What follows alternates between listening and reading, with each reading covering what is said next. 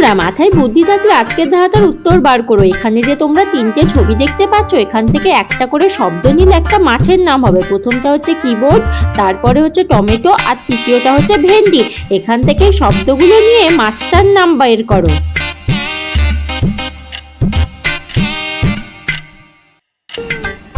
বন্ধুরা, তোমরা কি পারলে সময়ের মধ্যে এই ধাঁধাটার উত্তর বার করতে? যারা পেরেছো তারা কমেন্ট করো, তোমাদের নামগুলো একদিন সবার দেখিয়ে দেবো। তার আগে আমার ভিডিও দেখতে ভালো লাগলে ভিডিওতে একটা লাইক করে দিও। চ্যানেলে নতুন হলে চ্যানেলটা অবশ্যই সাবস্ক্রাইব করে দিও।